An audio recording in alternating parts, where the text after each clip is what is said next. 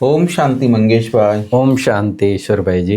मंगेश भाई, आज स्व उन्नति के लिए खास ज्ञान चिंतन में आज की टॉपिक है कि एक तो रूहानी ड्रिल और दूसरा है पुरुषार्थ। दो बातें हैं। तो बाबा कहते हैं खास कि तुम अभी रूहानी बाप द्वारा रूहानी ड्रिल सीख रहे हो। इस ड्रिल से तुम मुक्ति धाम और शांति धाम में चले जाएंगे। बड़ा सुंदर ये है जी। बाबा रूहानी ड्रिल सिखा रहा है। आज बाबा का विशेष रूप टीचर का है जी। ड्रिल का टीचर होता है। ड्रिल जो पीटी जिसको कहते हैं फिजिकल ट्रेनिंग जी, तो उसका अलग टीचर होता है स्कूल में जी। और देखो आप देखेंगे कि जो ये रूहानी ड्रिल करते हैं ना, शारीरिक ड्रिल भी, तो वो तंदुरुस्त रहते हैं। बिल्कुल। उनकी फिटनेस औरों के कंपैरिजन में हमेशा अच्छी रहेगी। बिल्कुल। शरीर को जिधर चाहे आप उधर मोड़ सकते हैं। बिल्कुल। और ये जो रूहानी ड्रिल है ये तो सिवाय बाबा के कोई नहीं सिखा सकता। इसका तो सारे यूनिवर्स में एक ही, माना वो बाहर से ही आता है, ब्रह्मांड से आता है, तो वो एक ही रूहानी टीचर है जो रूहानी ड्रिल सिखाते हैं। जी। जैसे उस ड्रिल से शरीर स्वस्थ रहता है, शक्तिशाली रहता है, मजबूत रहता है, वैसे ये रूहानी ड्रिल से आत्मा शक्तिशाली होती है। बिल्कुल। और जो बाबा ने कहा कि मुक्ति धाम शांति धाम में चले जाएंगे, जी, तो जब ड्रिल से मजबूत बनेगी, शक्तिशाली बनेगी, तभी इतना ऊपर उड़ सकेगी। हाँ, तो इसलिए बाबा कहते हैं कि अभी तुम रूहानी बात द्वारा रूहानी ड्रिल सीख रहे हो जी। और इसी ड्रिल से तुम मुक्ति धाम शांति धाम में चले जाएंगे। तो इस ड्रिल का दिन में कई बार हमको अभ्यास करना चाहिए। जी, कि आत्मा समझकर फिर अलग अलग, जैसे बाबा ने उसका 4 धाम का अभ्यास दिया है, बाबा ने 5 स्वरूपों का अभ्यास दिया है, या परम धाम आने जाने का, तो ये सारे अभ्यास उस रूहानी ड्रिल में आते हैं। बहुत अच्छे से क्लियर किया मंगेश भाई आपने। जैसे बाप टीचर हम बच्चों को पुरुषार्थ कराते रहते हैं, लेकिन बच्चों को किस बात में स्ट्रिक्ट रहना चाहिए वो थोड़ा बताइए। ये स्ट्रिक्ट कहने का भाव बाबा का यहाँ की अटेंटिव, एकदम जी, गंभीर होना चाहिए। जी, जी। तो बाबा कहता है कि ये दुनिया तो परिवर्तन होनी है। जी, जी। ये 100% सर्टन है ये। बिल्कुल, बिल्कुल। तो बाबा कहते हैं उससे पहले अपने को आत्मा समझ, बाप की याद में रह, बाप से पूरा पूरा वर्षा लेने में बहुत स्ट्रिक्ट रहना है। बिल्कुल जी। ऐसे नहीं कि समय पड़ा है अभी कुछ अलबेला, ढीलापन, आलस्य नहीं आना चाहिए। बाबा कहते इसमें स्ट्रिक्ट रह के, क्योंकि ऐसे कई बार संग भी आ जाता है। हाँ, बिल्कुल। वो भी कहता है अरे बहुत समय से देख लिया। बाबा कहते नहीं, तुमको पर्सनली स्ट्रिक्ट रहना है और अपनी जो बाबा की नियम मर्यादाएं दी है उस अनुसार तुमको और याद की यात्रा को बढ़ाते जाना है। बिल्कुल। ये बहुत जरूरी है। नापास नहीं होना है। जैसे वह स्टूडेंट नापास होते हैं तो पछताते हैं, समझते हैं हमारा वर्ष मुफ्त में चला गया, बहुत पछताते हैं, पछताना पड़ता है। लेकिन बाबा कहते हैं यहाँ तो कलप कलप की बाजी है। यहाँ तो एक बार हुआ तो फिर रिपीट ही है वो। तो इसलिए चलो एक बार फेल हुआ तो दोबारा एग्जाम में बैठ के पास भी हो जाते हैं। हाँ जी। लेकिन यहाँ तो कलप कलप की बाजी है, फिर कभी वो गैलप नहीं कर पाए। कोई तो कहते हैं नहीं पढ़ा तो क्या हुआ, जो अलबेले वाले हैं या जो जिनको कुछ ऐसे होते हैं कि क्या है 35% मार्क्स ले लिए तो चल ही जाता है काम, ऐसे भी कई स्टूडेंट। बाबा ने तो इतना अटेंशन दिलाया आज कि अपने श्वास पे व्यर्थ नहीं जाना चाहिए। बिल्कुल। एक एक श्वास, हाँ जी, एक एक सेकंड बहुत इंपॉर्टेंट है जी। तो इसीलिए बाबा कहता है कि इसलिए तुम्हें बहुत स्ट्रिक्ट रहना है, पर्सनली आपको स्ट्रिक्ट रहना ही है इस पुरुषार्थ के मामले। टीचर ऐसा ना कहे कि टू लेट। टीचर भी लास्ट में एग्जाम होने के बाद टीचर क्या कहेगा, वो भी कहेगा कि अब तो पूरा हो गया भाई। आगे बाबा कहता है कि जैसे वह कहते हैं अटेंशन प्लीज, जैसे वो ड्रिल टीचर होता है ना, सावधान विश्राम होता है उसमें अटेंशन प्लीज, तो ऐसे बाबा कहते हैं, बाप कहते हैं मन मना भव जी। बाबा का अर्थ अलग, रूहानी अर्थ, अटेंशन प्लीज का अर्थ मन मना भव, अपने को आत्मा समझ मुझे याद करो जी। यह जैसे हर एक अपने ऊपर रहम करते हैं, बाप कहते हैं बच्चे मामे कम याद करो, अशरीरी बच जाओ। बाबा को याद करना, अशरीरी बनने का। बाबा कहते हैं ये आप अपने ऊपर ही मेहर कर रहे हो, इससे ही आपके मार्क्स भी बढ़ेंगे।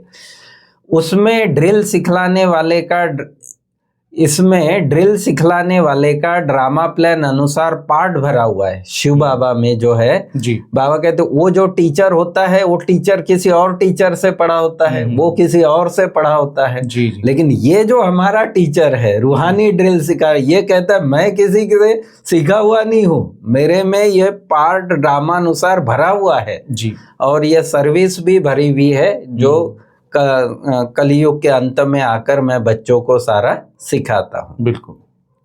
अगर संशय है तो विनश्यन्ति, और संशय जैसे और विकार है ना जी, वैसे ये संशय भी एक बहुत डर्टी बीमारी है समझो जी। ईश्वरीय पथ पर जो है ये संशय भी बहुत, इसलिए बाबा कहते हैं संशय है तो फिर विनश्यन्ति, फिर पद भी विनश्यन्ति हो जाएगा, बहुत घाटा पड़ जाता है। बिल्कुल।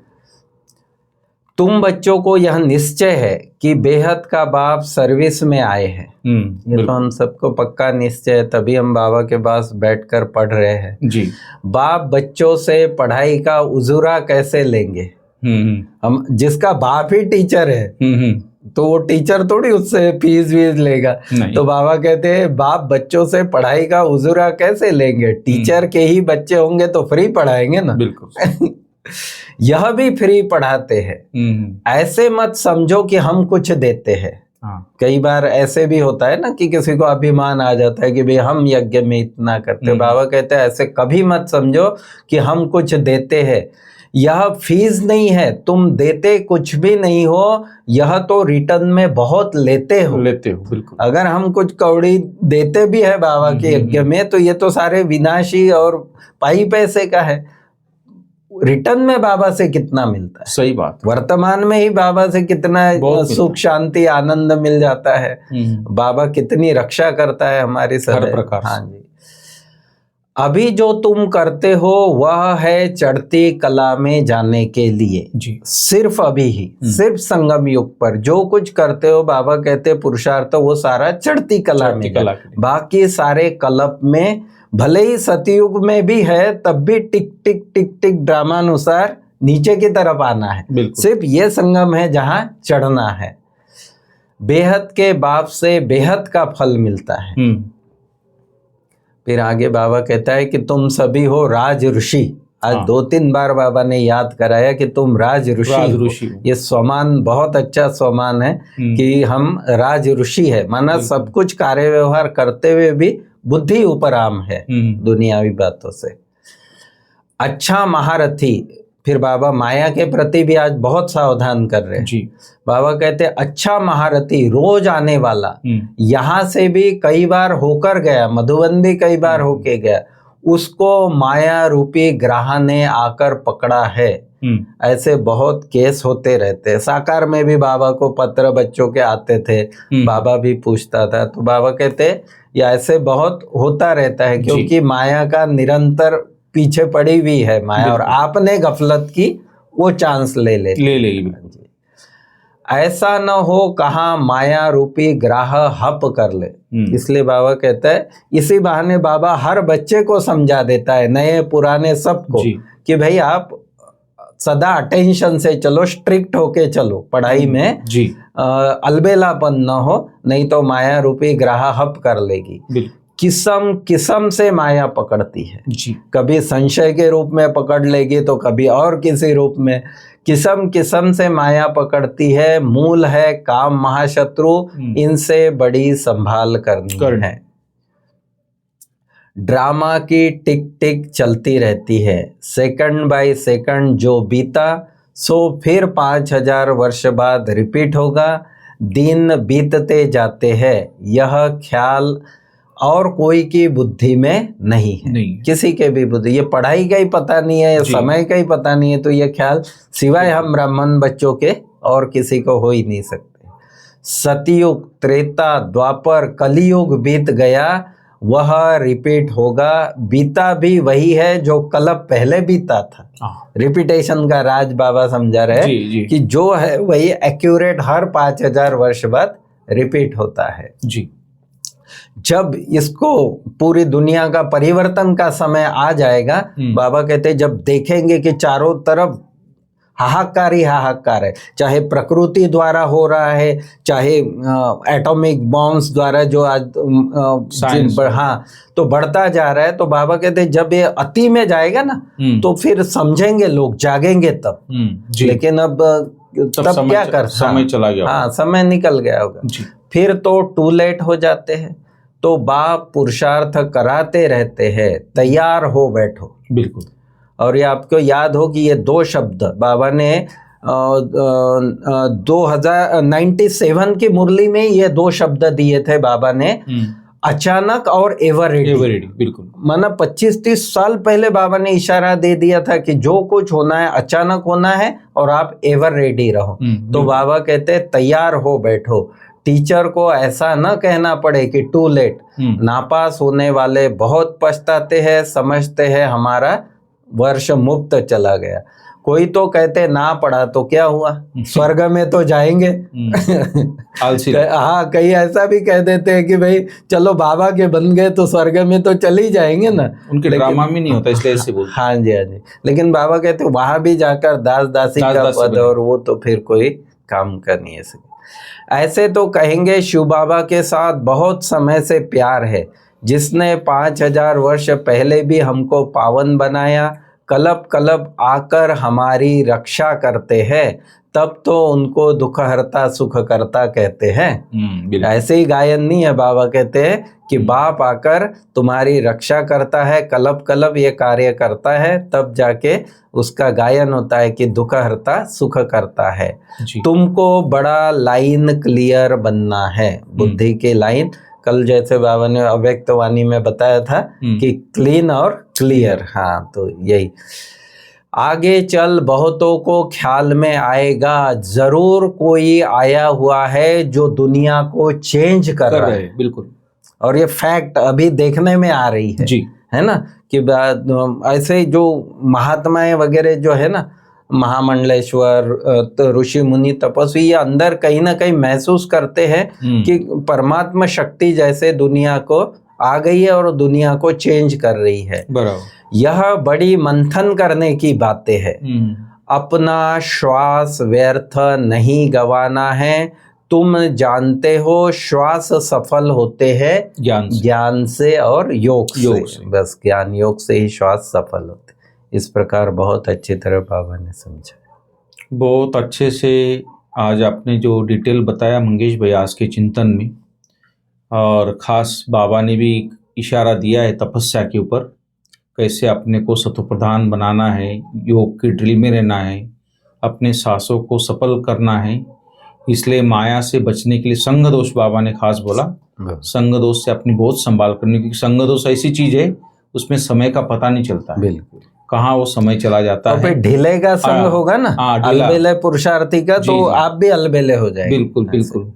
इसलिए बाबा बोलता है कि अपनी लाइन क्लियर रखो, और जितना समय मिले योग बल जमा करने के लिए रूहानी ड्रिल का अभ्यास करना है। जरूर जब भी टाइम मिले अपनी रूहानी ड्रिल में बैठ जाना है, उसका अभ्यास करना है। अभी कोई नए बंधन नहीं बनाने। कई बार कई लोग क्या है, बिना मतलब बंधन बना लेते, बांध लेते बंधन में अपने को। इसलिए बाबा बोलता है अभी कोई नए बंधन नहीं बनाने हैं, और जो पुराने बंधन है उसको भी धीरे धीरे कम करना है। तो ये समझदार जो योगी व्यक्ति है उसकी बाबा ने उसको समझ दी है। और वरदान है मंगेश भाई आज, बाप की छत्र छाया के अनुभव द्वारा विघ्न विनाशक की डिग्री लेने वाले अनुभवी मूर्त भव।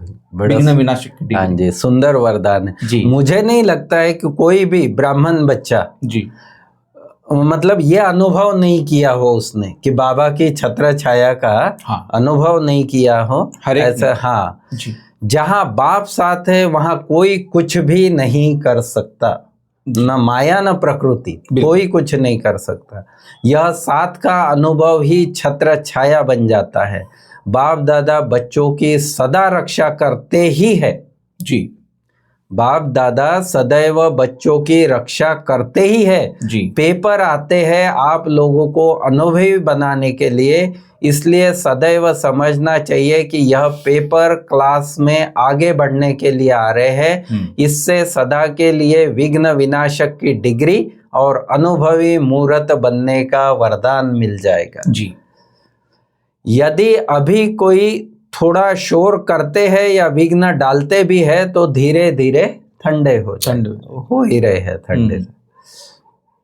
स्लोगन भी बड़ा सुंदर है कि जो समय पर सहयोगी बनते हैं उन्हें एक का पदम गुना फल मिल जाता है। जी जो बाबा समय, हाँ जी, समय पर और व्यक्त इशारा संपन्न व कर्मातीत बनने की धुन लगाओ।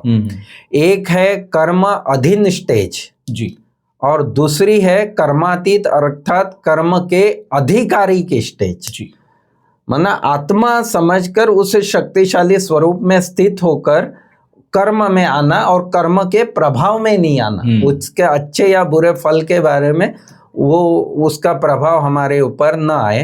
तो चेक करो मुझ कर्मेंद्रिय जित स्वराज्य अधिकारी राजा के राज्य कारोबार ठीक चल रही है, माना इसके वशीभूत तो नहीं हो रहे हम राजा होकर कर।